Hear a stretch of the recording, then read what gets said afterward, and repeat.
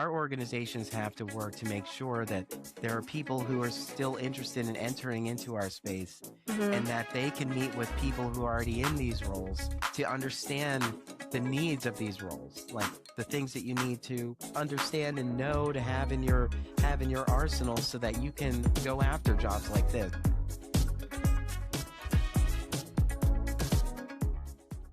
Darnelle, welcome. I'm Elena Johns. I'm the editor-in-chief at Broad Street Review, and I am here in the virtual studio with Darnelle Radford, who, as we all know, usually is conducting the interviews for our Broad Street Review podcast, now in its 10th season. But now, in honor of Darnelle's new gig as executive director of Theatre Philadelphia, we're going to put Darnelle in the hot seat, and he's going to answer some questions for once in his life. Darnelle, what do you think about this? No comment. I'm gonna no comment everything. Well, this is going to be a fun No, one then. I'm happy to be here. Well, yeah, thank you. Thank you for joining us here in the virtual studio, Darnelle. We appreciate your time. It is funny because if you're watching us on YouTube, thank you. Uh, Yeah, but you're seeing me on the other side of the screen instead of where I'm normally sitting. I think the please give studio your own knew. medicine. Yes, I think the studio knew that I was going to be the guest, so it worked out. Yes. Well, I would love to just dive right in here, Darnelle. And so I know that one thing you love to ask theater artists from all different walks is what was their path to getting into theater? And you get into all of these really deep and interesting sections of their history. I want to hear it from you. And you can go back as far as you want to. What was your path into the theater industry? How did you get here? So my first taste of theater was I had two lines in a school play in fourth grade. Or I played a cop, and I forget what I said, but I was basically dressed in half of my Sunday best and a plastic set of handcuffs. I remember not being there on time, like being in a car as we were barreling down to get to the school, just being mad, like unacceptable. Like even at that time, I was like, I will either be on time or I'm not coming. Mm, But I got there minutes before my cue, which was ridiculous. I would never do that in life now. But that was in that sounds like a nightmare that I would have today. yeah. So that was in fourth grade. But in between that, I had joined the school choir, and so I thought that that was going to be my foundation. It ended up, it was my foundation all through high school. But it was my freshman year in high school when I ran cross country my first year uh, of high school, and I got used to being after school. Mm, And so when cross country season ended, I didn't want to go into track. I just felt like it was too much of a demand, and I think I could have done it. I just didn't want to push myself. mm. And so one of my friends who was like one of the cool kids, like considered the popular in our Okay, class, who yeah. he was also a twin. He was recruiting people to join the drama club. Mm. And I was like, "What? The drama club? Isn't that for nerds?" Like we all felt the stereotypical thing you would feel as young kids. It was like, "No, no, it's cool, it'll be great. I'll be there and everything." I was like, "Okay, well, if Jonathan's gonna be on the drama club, then I can be on the drama club." So I went with him to the drama club. It was me and 2 other people, I think, and, I swear what I saw from the theater, from the pit, looking over to stage left, house right, you Mhm. could see Jonathan shaking someone's hand and walking out of the stage walking out of the side door. I was like, "That son of a tricked us into joining so that he didn't have to join." Oh my goodness. And so I felt like cheated by that, but I was like, "I can't leave now." I was like, "All right, I'll finalize this meeting, and then I Mhm. probably won't come back." And before the meeting ended, I was assigned to sound design, or I was an assistant to the sound Mhm. designer Mhm. because in high school, the full role went to a senior.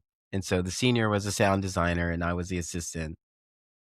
As soon as I got started in that, the senior became ineligible because of grades. And so I become the de facto sound designer. And I remember at the time we were handling the sound on a Sony mini disc. Mm. And while that thing was so cool, it was a heavy behemoth. It had Mhm, these unique discs in it that you couldn't use for anything else. mhm, And, yeah, so we had all the sound on that, and I had to figure that stuff out. mhm, And it was, like, my first taste of theater and its complexity of, like, dropping you into a scenario, mhm. and you hope there's enough time for you to figure things out. Yeah. So, I did that. That was freshman year, the fall, Mhm. and then I ended up being our stage manager for the whole time I was at high school. So, from that when you initially got dropped in there and then you encountered all this technical stuff, what was it that brought you back in? What was it that hooked you? Well, that first production, I was a sound designer, but the second production was our spring production, and that was the musical Fame. Mhm. And so I was drawn back in because I was a member of the choir. Mm. So being part of the musical was something that I wouldn't have been opposed to doing. And so I did audition for that. And I was given like an ensemble role, but I understudied a lead, which if you know Fame, there's a character named Joe Vegas. And he has an interesting song called "Can't Keep It Down." It's a high school, Mhm. so just think about what that might mean. And so the same senior who was a sound designer was also ineligible for grades and could not play the role of Joe Vegas. Oh my god. And so I played that role, but I'm obviously not of Latin descent. So we changed Joe Vegas to Joe Davis. And so I stepped up to that role because I was Mhm. carrying it while he wasn't there anyway. Mhm. It's so interesting because in theater, I've always just been at the right place at the right time. Mm. Later on in college, I was a stage manager for production of Jeffrey by Paul Rudnick, and I was reading the lines for some ancillary characters that we Mhm. hadn't filled yet. And so after a while, they were just like, "Do you want to just do these? You already know the lines and everything." And I'm like, "Okay." And so this is how I get acting gigs. You just hang Mhm. out long enough, and they hand them to you. Yeah. It seems like, imagine if, those classmates of yours had kept their grades up, they might be where you are today. Who knows? Who They could be knows? running Theater Philadelphia. Well, I love hearing that backstory, and I think longtime podcast listeners, I hope, appreciate that too. And one thing I wanna ask you too nowadays is I swear, so I see a lot of theater in my job at BSR, but I don't see as much as you, I don't think. I feel like I don't go to the theater without seeing you there. How many shows do you think you see a year? Well, I know I had an interview somewhere in the haze of the pandemic with, Cameron Kelsall, one of our Mm, contributors, yeah, yeah. and I remember at the time saying that we both saw around 200 productions Mhm, in the year, and, I know that it's considerably less than that now. mhm, I do know that, as far as our 10th season has gone, I've been moving pretty quickly because there were a lot of shows in the fringe that I wanted to have a conversation about. And so yeah, right now this is the 19th episode we've done in the season. yeah, And normally we'll do 22 shows a season, which has been, fluctuating, mhm. during the pandemic. But so I think I saw every show that I covered, so that's at least 18. I'm probably gonna say that I've probably seen about 30 shows already, So far this season. which is probably Say, more. like, since August. Yeah, I would have to go back to my calendar to get an official list, but I use my Instagram to help me There you go. figure that out because, I Tonight's always experience. post. I Yeah. always look for your tonight's experience posts. I see what you're up to. Yes, and I think that that's valuable. I started doing that because I wanted people to understand that it wasn't hard to make theater a part of your day. Mm, So, I was saying, like, yeah, I hopped on the train, I took the Chestnut Hill West to Allen Lane, and I walked a couple of blocks through a mhm, beautiful neighborhood to yeah, get to Germantown Avenue to head over to the Sedgwick to see exactly. quintessence production, So I would always try to point those things out. And then I just started realizing that for me, we were hearing a lot during the pandemic about people being comfortable at home watching Netflix and so on.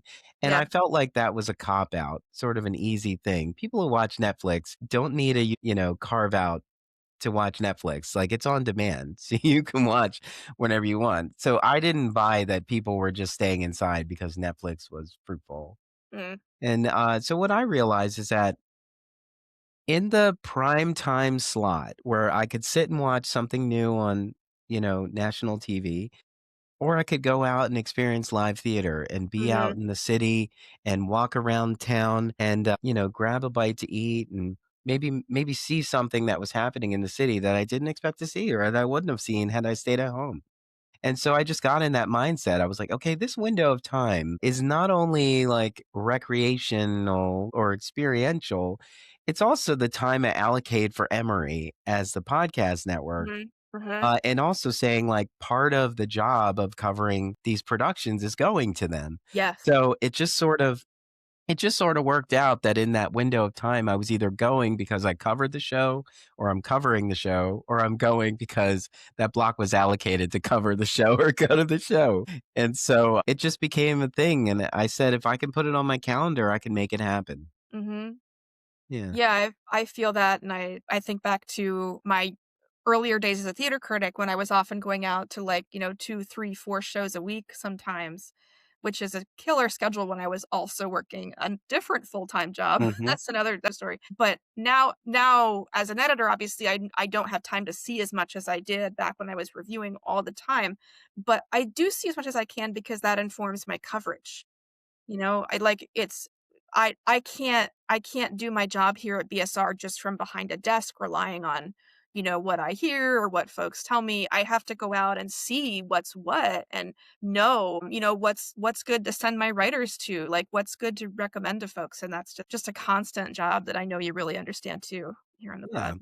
And I also feel like I do engage with a lot of people over my day for various things. Mhm. And I always like to weave in, some bit of theater.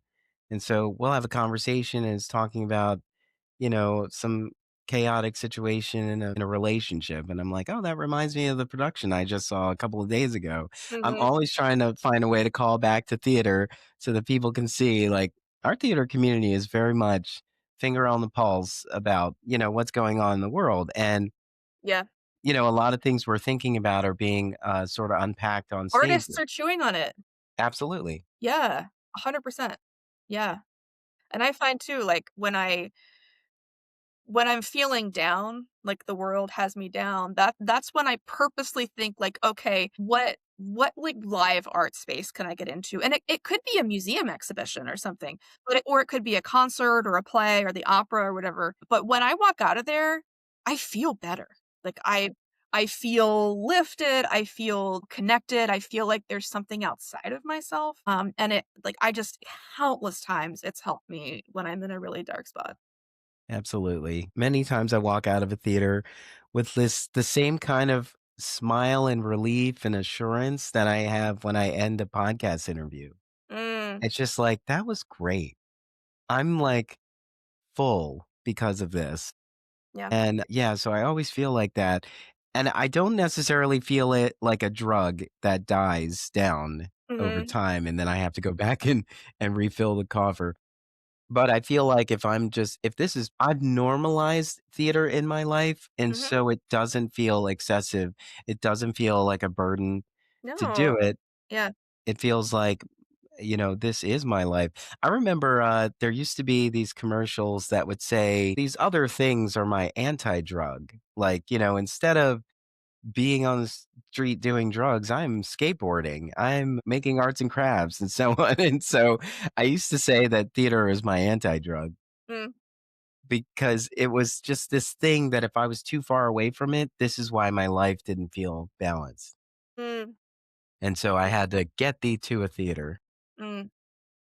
Yeah, it's like, maybe it's like, folks who are really dedicated to working out or like their gym life, and maybe they Mhm. don't feel Yeah. they don't feel good if they skip a workout. It's like when I remember back in the depths of the pandemic and I couldn't go to any shows, that had a big like, emotional impact on me. I missed it, and I remember really well some of those first times after, after I was vaccinated, I was able to mask up and get back into a theater occasionally, and I remember just, like, feeling all teary, like, I was emotional because I Mhm. just realized how much I had missed that experience. Yeah. Yeah, so I hear I that. One of the most impactful moments like that was when the Philadelphia Orchestra returned, Mm, and they did that free event that was, like, reopening the Kimmel mhm. and the conductor, That's again. Yannick Yeah, Segan comes out and says, "Welcome, this is your Philadelphia Orchestra." And there was like a 7-minute standing ovation, and everybody's crying and teary-eyed, and we're just like, "Yes, yes, this is our orchestra.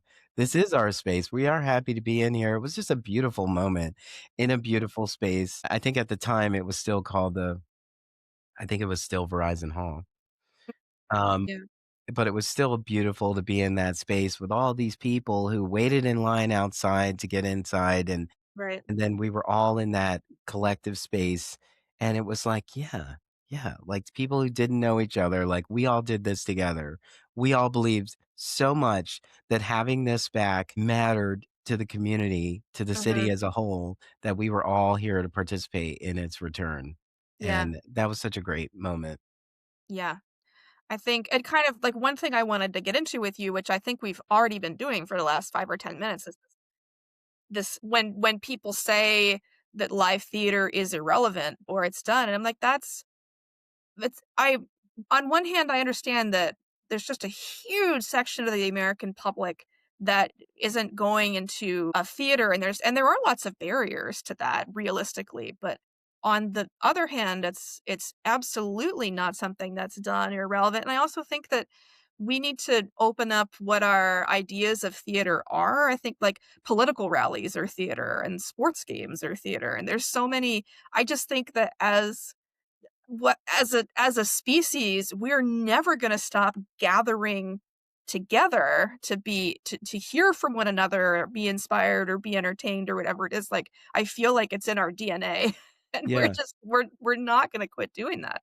Yeah, and I think a lot more people classify as artists than they think. Mm, I thought about this when, I went to the Art Institute of Philadelphia. It's one of the art schools that didn't quite make it. mhm, yep, It closed way before, UArts, but I do remember saying every single one of our categories is a collection of artists. Like, we have culinary artists, we have mhm, graphic designers, we have, industrial design technicians, they are artists, we have web designers, we have musicians, mhm, we have videographers and, future filmmakers and so on. We had animators and all of that. So they were all artists. Like, we yeah, were all in the same collective, but yep, sometimes you don't see how your art can serve another art form. And I used to make those conversations all the time. I would say, like, if we took one person from every degree program at the Art Institute of Philadelphia, that would make for one great arts organization. yeah, So often this is what I would do to recruit people to participate in theater. Some of the earlier people that helped me when I started represented theater company in 2005 were mhm, a lot of designers who, didn't see a path to theater. And I said, look, this is what we have websites too, like, you can be a web designer for a theater company. You can be a graphic designer for a theater company, yeah, and all of those things. And it was really trying to find those threads that actually connect us. The one that gets me the most is when someone says they don't like musicals, but they go to concerts. I'm yeah, like, okay. a concert has a similar theatrical structure. If you went to Taylor Swift's concert or Beyonce's concert, those were theatrical events, in the vein of a musical where there's a lot of the same people, the same unions that work to make this happen, the same people behind the scenes who put this together to help these characters get dressed into Yeah, new yeah, costumes and so on, and the elements lighting, that pull it all together. Like, these are all theater. It's all theater. yeah, And so it's just a more elevated level, just like Broadway is an elevated level of regional theater. sure, Regional theater is elevated level of community theater. Mhm. and so on and so on. And Yeah. so all of these moments are just as valuable. I mean, heck, I think probably most religious denominations are Mhm. practically a musical, right? Like, Absolutely. the spectacle of it and that communal experience and making music together, Mhm. hearing the like, it's yeah, it's all the same. Yeah, when I was younger, I was a part of a mass choir, and that was so theatrical and so energetic and vibrant. Like, Mhm, if you've been to a church and you've heard a sermon and sometimes it drags and you feel really tired, like, not in a mhm. church with a mass choir. The mass choir is wakes you up and you're just vibrating for a good period of time past that performance. Yeah. So I wanna one thing I wanna land on with you is, and I think this is a topic that applies across not just theater, but others. I mean, we hear it about movies being made now and how it seems like no one wants to take a chance on anything new. It's all sort of these rehashes of intellectual property and franchises that we already have. And I saw someone commenting on this about Broadway specifically recently, saying that we don't have like big new things happening. All of the big shows are just repackaging or restaging what we've already got. So I wanted like, what are your thoughts about this? Do you think that as an industry, we're leaning too much toward what's familiar and trying to do what's known versus taking some risks? Like, where are we with this? I think, one, this is an interesting topic, and I do talk about this on my other podcast, The Mhm, Business of Theater, a working title. But I will say that I think what's happening is there's an attempt to pull in new audiences. mhm, And so we use nostalgia to do that. And so we got to pull a property that was successful that people remember to kind of bring in, like, Back to the Future, as a musical. mhm, yeah, you know, Whether it works or not, it does pull in the people who remember that excitement, that energy. Like and maybe they've back, never been to it. yeah, yeah, like Back to the Future, the movie, part one, like still holds up. It's still just as exciting as, yeah, it was. And so why not try to strike with a musical version? I Mhm, also think that the producers who have the money to sustain Broadway have this intellectual property that's accessible to them. And so they're mhm, saying, like, why not let's retool this for the stage and see what happens. But I think when we get down to regional, I do feel like what I've experienced is that for a while, there was always this chase to be the first to get to a world premiere or a regional premiere. mhm, And so we're constantly paying attention to what's getting a buzz that's not quite here yet, or mm, maybe there mhm, aren't licensing rights for it.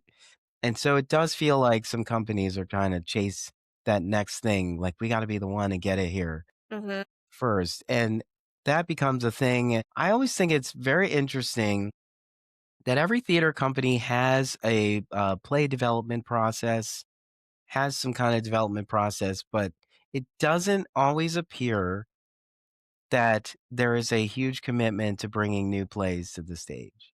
I mm. could be wrong, and I hope that I am wrong. Yeah, well, there are some companies that, like, specialize there, obviously, or, like, Playpen and things like that, which is great in our region, but yeah, for a lot of companies, yeah, that could Mhm. be true. Yeah, so, I do think that it's just tough. It's like we wanna be in a place where society was so comfortable that art was just fruitful, and we were embracing new work, and we were putting the time into development because we had it. We Mhm, had the flexibility of people who supported new work that's coming, but now it's hard to get people to come out if they don't know that this is a sure thing. mhm, We're constantly questioning the value of Barrymore recommendation. mm, Like, is this something that people are waiting for? And if so, if they are waiting to hear that you're recommended, then they come to the show. Does this mean we need to run longer because we got to wait for a recommendation to get people to come to a show? Or mm, this also questions what got people here before we were recommended? yeah, And so I feel like we're all constantly having this conversation to figure out, like, what we have to do. Like, in most cases, we are big on saying we got to get more people to previews because they will go out into the world and talk about the show. And then once it opens, Mhm. then that's going to help the run be successful. But I still think that, you know, there are many companies that have a very unique and specific mission. And I think that allows for a lot of diversity when it comes to our community and all of the theaters that we can experience. But I still think it's a bit of a challenge because we are looking for a surefire thing. And I think that that's also why we tend to see the same artists on stage because the Yeah. community knows Yep. of their work and the way they participate in a production and what they can bring. And so they kind of look for that.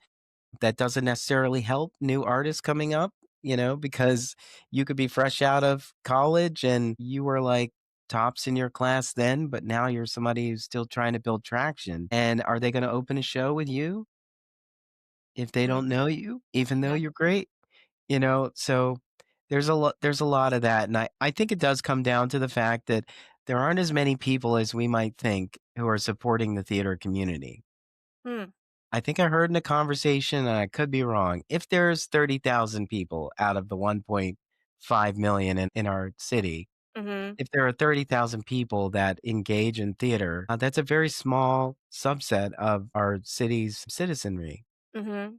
who is actually supporting theater in some way. And so we're all chasing after them. Yeah.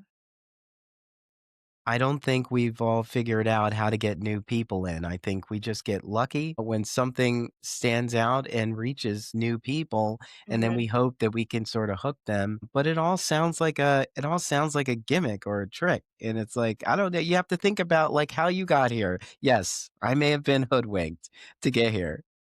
Yeah, you personally, yeah.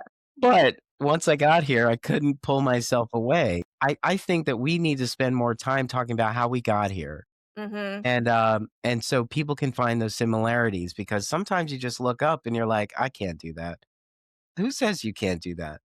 You're just thinking you can't do that, but, like, let me put you in front of somebody who had a similar path or felt the same way, like, I think we just need to hear more from our community about why we're still here, and I think when we get the opportunity to meet with the press, we are talking about a show that needs tickets sold.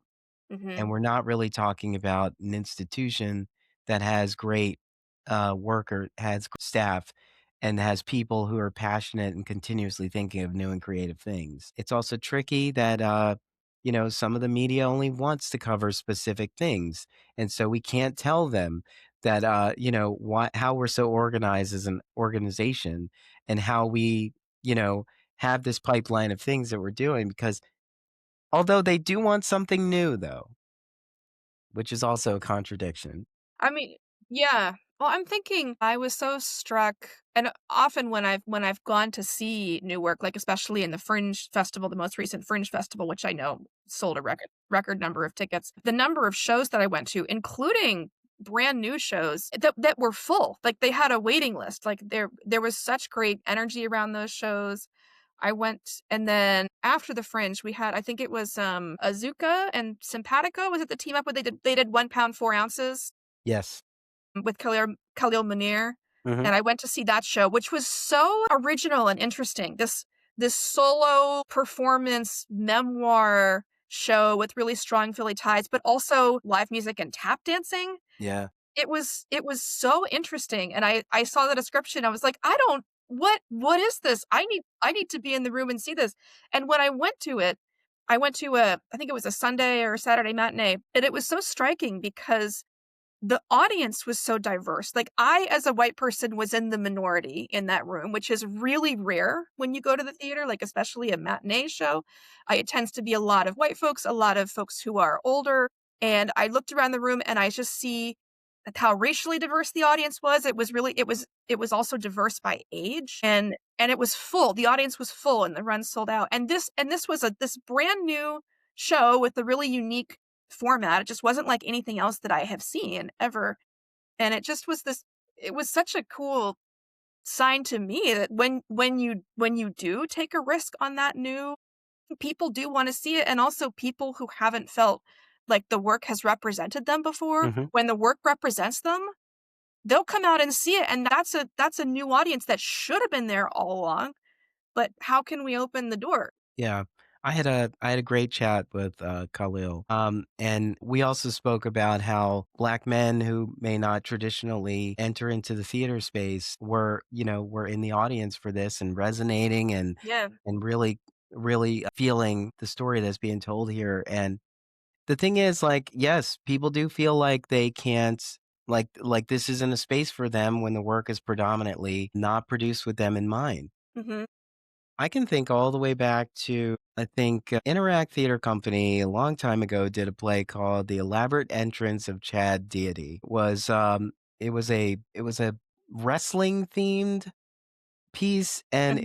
it was at the Philadelphia Shakespeare Theater space they used there for that. Mhm. But I remember them talking about how this is pulling in a different audience for them because of the culture in the piece Mhm. was resonating with an audience who wasn't traditionally coming to Interact. Yeah. And that was great, but it sometimes seems like that ends up being elevated in this specific grab for their attention Mm. instead of just like putting up, here's what we have to offer. And then you look at it and say, oh, this is a well-rounded season. And that season, that offering in the middle of the season is really what's pulling me in. I'm gonna get a subscription and just experience it all. Mhm. We don't always see that, but I remember way back when it felt like our theaters were starting to embrace more LGBTQ plus content, Mhm. where it just felt like out of nowhere we all said, "Let's do a show in May that's themed around LGBTQ plus." Mhm. Lining up with at the time was Equality Forum and Mhm. Pride Fest and all Going into those things. Pride. Yeah, and it's just like, you don't think we see what you're doing? It's like everybody got together in a room or some article came out and said, "This is what we need to do," and everybody jumped on it then, instead of really paying attention to the community that was already here. Mhm.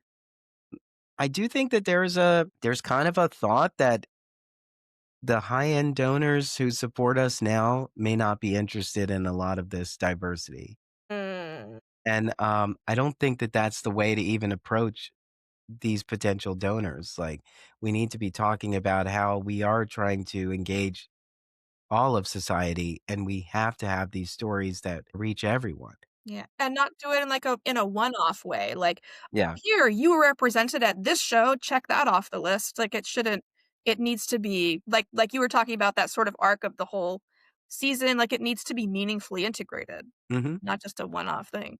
Yeah. And I think it can be done, but also, I remember a while back talking to a theater who, on their stage, there's a lot of diversity, but in their back of house, in their administration, Mhm. it was all, it was all white Yeah. theater professionals. Mhm. And I was like, "I always love what you put on the stage, but then I look at your staffing and I wonder how you even made it happen." Like, these are also very interesting. If there isn't much culture there isn't a diverse culture that makes up your organization, how Mhm. can you put diverse work out? How can you present to a community, that is diverse, Mhm. unless your community isn't diverse or unless you're not trying to reach a certain community. I know that it's, like we have Irish Heritage Theater. I'm not Mhm. expecting them to do anything else but Irish Heritage. Like, Yeah, right? we come to them for Irish plays, Mhm. but if you're gonna claim in your mission statement that you have this broad, focus, then you have Mhm. to own up to that, and you can't let I mean, we have to rise above the risk and fear that maybe holds us back, or you have to be ready to explain that that's what you did. I know it's not as cut and dry for everybody, but this is just how I see it as a theater goer Mhm. and as a member of the theater community. Because I've had many conversations over the years about the lack of what we want to see on our stages. And my conversation has always said that just means that there's more room. We don't have to expect the companies here to produce what's missing. We have to be the ones who want Yeah. to fill that gap. We have And some then agency in that. yes, absolutely. And so that's a thing, but then you also have to figure out how to support it, how to fund it, Mhm. And again, this goes back to if the people who support us aren't willing to support these things, then we may not be able to get them to may not be able to get them in front of an audience. Yeah. So I want to wrap us up soon by talking just a little bit about your exciting new role. My just real quick, a pair of questions for you. If you can tell me, I would love to know. Can you think of a time when you were at the theater and you had some kind of like emotional or intellectual breakthrough that was significant? Like just a thing like, oh, I didn't get that and now I get it. And also kind of on the other side of that, has there been a time that you're sitting in the theater and you were really challenged or really uncomfortable? Yeah. The first one, I'll go all the way back to my sort of introduction to our theater community. When I became a Barrymore nominator, Mhm. I went to a show that I think it was an Enish Nua production. It was called Crazy Gary's Mobile Disco.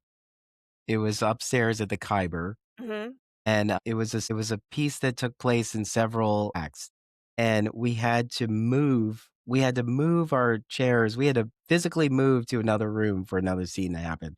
Mm. And I just remember this is the first time I'd ever been to the Khyber, and I was like, "You're producing a show in this space?" And then the fact that we had to move and so on, and I was just like, "I don't understand how this qualifies." I was very upset at my experience there, and, um, and so I talked to, the coordinator at the time, who was, Karen DeLossie, Mhm. and she said, I want you to just take a moment to think about it and then get back to me. And then I'm so glad that she did that because my unique my immediate response was just I'm inconvenienced here and I don't accept this. Mm.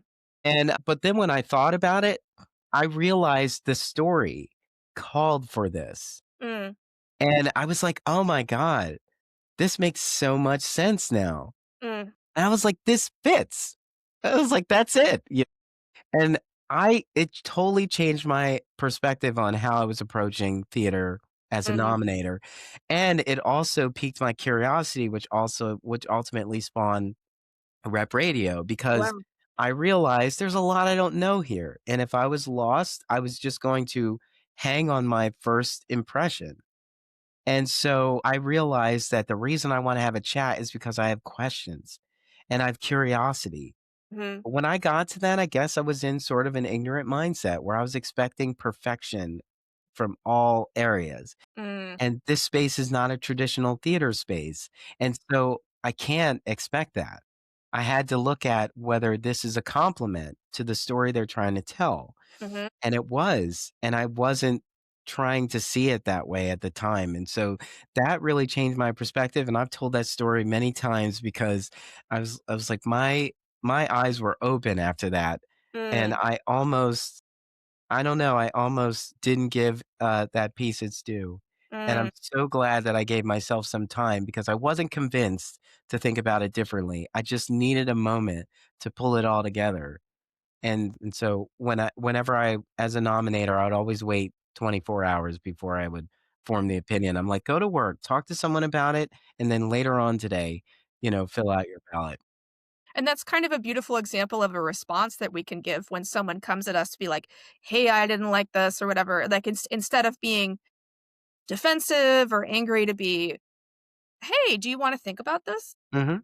some more?" Sure. Like that's Absolutely. it's a really interesting thing to model. Sometimes your visceral response is just frustration, and you need to get it out, but now that you've got it out, it's Yeah. almost like, do you still feel that way?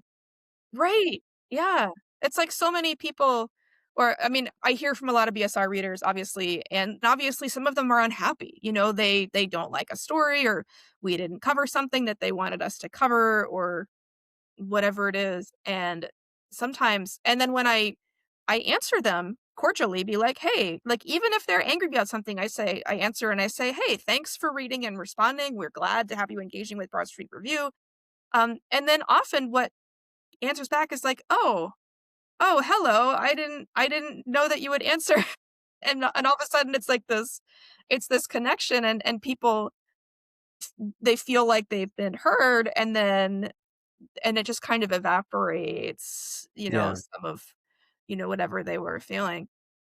Well, let's close out by landing on your new job, at Theater Philadelphia. I wanna hear what you're excited about for this. I know that there's lots of things you're plugging in, and there may not be everything that you can speak to, but what's exciting for you, and how is this a leap for you from all of your other very long and deep experience on Philly's theater scene? Yeah. Well, I think what's exciting about this was the community's response to me, taking on this role. Yeah. It was like Um, Philly's worst kept secret for a yeah, couple weeks that you were coming into this job, right? but, I've just been doing this work. I haven't been, like, checking in to see if everyone's responding, like, am I getting all the likes and the hits, and are people really listening? Like, I've just Mhm, been constant doing this work, and periodically, people will let me know, "This is a great thing you're doing," like, I'm so glad you're doing this," like, "It's mhm, wonderful," but ultimately, I've always said, I'm like, "I'm not governed by comments because I don't even have the comments on," you mhm. know? I'm just putting it out there and letting people just it's food for thought. And there's just some things that I've just unconsciously done. Like I realized I had a hard time, making my way through this community at first, but I also approached it in a simplistic way. I was just like, okay, secure the venue and then work your way to opening night. And so that's what I would do. And but what excited me about all of this is that there was a lot of responses were like, "Obvious choice. Great choice. Yes, this makes sense." And so as long as the community thinks this makes sense, I feel really good about that. But I also think for me, because I did serve on the board of the Theater Alliance of Greater Philadelphia, the final Mhm, board, and so I have that knowledge of the previous organization and this mhm. organization, that there are some things that at the time when we folded as the alliance, those things were not things that we were looking for at the time. Like the services and the programs that we provided were not everything we wanted at the time, but I feel like some of those things are things we need now. Are there any specific examples you wanna say at this point? So in the past we have done annual auditions. Mhm. And those satisfy the EPA requirement for many companies who are producing in the season. And so, if we And say can, EPA for folks listening, what does that mean? sorry, equity professional auditions. Gotcha. So, if as an organization, if Theater Philadelphia can make that happen, so that all of the producing companies come to one space and all of the artists who want to audition for them come to one space, they're all Mhm. getting this all checked off without having to go to like 10 different EPAs. Mm. And this just makes it easier for the rest of the community. Now, I know in the past there were some concerns about this program because of like who the companies were sending to the auditions. Like, if you're sending your intern who's like 2 days old in the company, how are they going to effectively assess who was on the stage and whether they'd be good for your company? Right, And yeah. so, some of the things we'd want to make sure is that your artistic staff is coming. Like, these artists aren't wasting their time, and we don't expect you to waste your time either. But, sending somebody who can't artistically speak for your organization is not going to serve anyone. And so we want to make sure that if we do that, that you're not in the mindset of just amassing a database, Yeah. but you Or, are like, just active. checking something off. Yeah, but you are actively looking to meet the needs of your upcoming season. Mhm. So that's one of the things I would like to do. The rest of it is I've been having many conversations with the community and other stakeholders in and around us that are very much like us. Mhm. And I do feel like, when I was in technology retail, they called this prepping the bench, making sure that there are people behind you who can rise to these similar positions. And I think in our community, with the loss of many educational institutions and the Yeah. dwindling of arts education, that we need to make sure that our bench is well prepped. So our organizations have to work to make sure that there are people who are still interested in entering into our space Mhm. and that they can meet with people who are already in these roles to understand the needs of these roles, like the things that you need to understand and know to have in your arsenal so that you can go after jobs like this. I was saying the other day, like Who goes into a theater program saying, "I wanna be a general manager," you know? And there's Yeah. nothing wrong with the general manager role, but I think it's a role that you sort of end up in. It's not a role that has a direct path of explanation Mhm. and education, so a Yeah. lot of that is you sort of learn as you go, and Mhm. so perhaps if we can gather like-minded people to share in a resource that prepares people for this role and other roles, perhaps this is how Theater Philadelphia can be more of a value to the community, not just promoting to get butts in seats, because that Mhm. just seems like such an empty prospect to say that our only goal is to get butts in seats. I mean, important, but I really like what you say about it's the butts and seats thing is very, like, that's just the problem that's immediately before you. Like, how Mhm. do we fill up this show?